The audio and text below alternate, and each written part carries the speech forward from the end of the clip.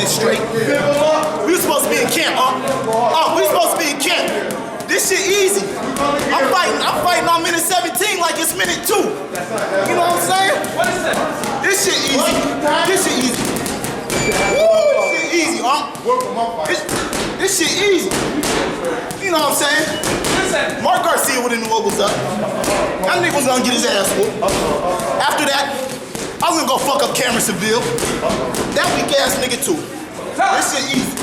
Double on me, the nigga done changed. He done got a little bit of money, Uncle Gerald. The nigga done changed. Hey, he done changed. I asked for Mickey Beck. I asked for Cortez. I asked for niggas that's world champions. Not none of them local ass niggas.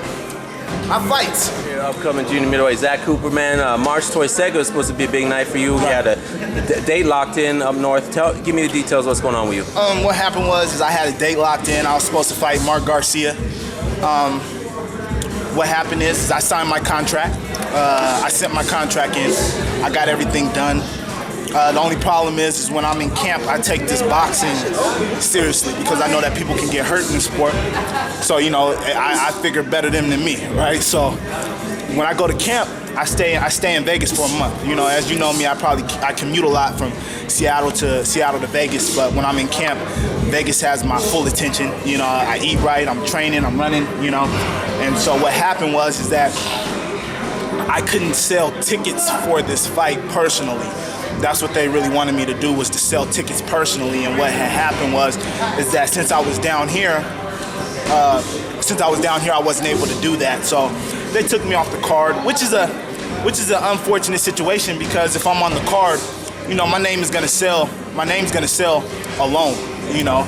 And I did grow up 25 minutes away from there, and so a lot of people was looking forward to that. And you know, it was kind of like a win situation for them because the best thing that you could do is have me win. And then you have me win, and then you have Cameron Seville, who's up there, who's 2-0, who I asked for originally, and he backed out of our first fight. We were supposed to fight on his debut.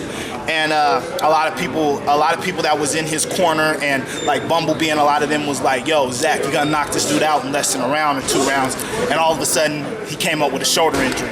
So that fight didn't happen. And so I think that me beating Mark Garcia would have set up that fight for me and Cameron Seville. And you know, I got every tape on Cameron from his amateurs. He only had like 7 fights. And I thought he lost to Kevin Struthers.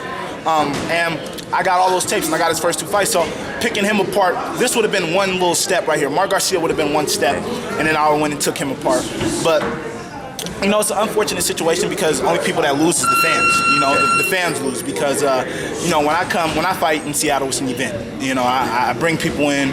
You know, it doesn't matter. You might see Jamal Crawford, you might see Will Conroy, Nate Robinson, Pete Carroll. You know, you see everybody. Brandon Roy. You know, I bring a lot of people out. You know, and so with that being said, it really just hurts the event. It hurts the fights as well because, you know, I work hard for this craft. And just like I was talking to Paulie Malignaggi, and he said, you know what, man?